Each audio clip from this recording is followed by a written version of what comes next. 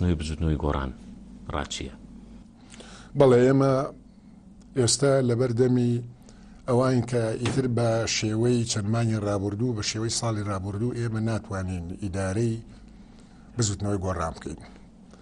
بزوتنەوەی گۆڕان ئەبێ لە چوارچێوەیەکان ڕێک بخرێت، بەڵام من حەزەکەم هەموو ئەوانەیە کە جوان لە قسەکانی منە دڵنیا بن لەوەی کە ئێمە خۆمان ڕێگەخینەوە، بەڵام هەوڵ دەین مۆدێلێکی سیاسی تازە لە کوردستانە دابهێنین کە جیاواز بێت لەو مۆدەلە سیاسیانەی کە حیزبەکانی کوردستانی عێراق تا ئێستا پەیڕەویان کردووە. تەنها لە ڕووی شکڵەوەیان ناوەرۆکیش لە هەموو ڕوویەکەوە.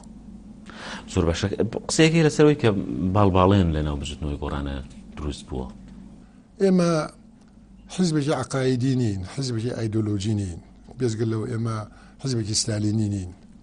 لەناو ئێمە گروپیش و باڵیش و فڵان و فیسار و ئەوانە شتێکی جایزە هەبێ، بەڵام لە ئاخر شتا ئێمە یەک استراتیژمان هەیە، یەک سیاستمان هەیە، یەک بەرنامەمان هەیە کاری بۆکەین و هینی بۆکەین. لەبەرەوە بەلامەوە شتێکی هەتیاتەوەی کە پێماڵێن باڵێن و نەزانم بەهادە چییە.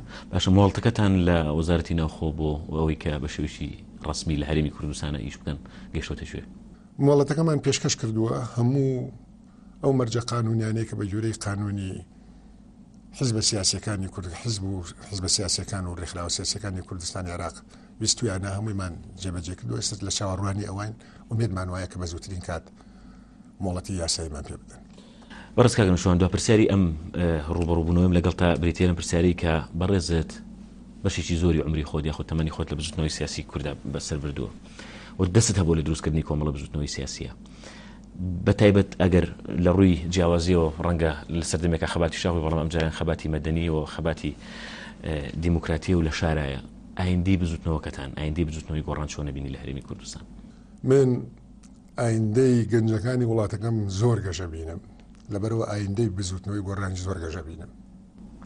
بەڕێز کاگنشوان مستەفا، زۆر سوپاس بۆ ئامادەبوونت لەم بەرنامەیە و سوپاس بۆ ئەم ڕوبەڕوو، سوپاسیش بۆ ئەم دەرفەتە سەرڕای کاروبارە زۆرەکانت. بینرانی بەڕێز و خۆشەویست، تا ئەڵقەیەکی دیکەی ڕوبەڕوو بە دیداری ئێوەی بەڕێز و خۆشەویست شاد دەبمەوە. هەمووتان بەخوای گەورە و میهرەبان ئەسپێرم. خۆتان لەگەڵ.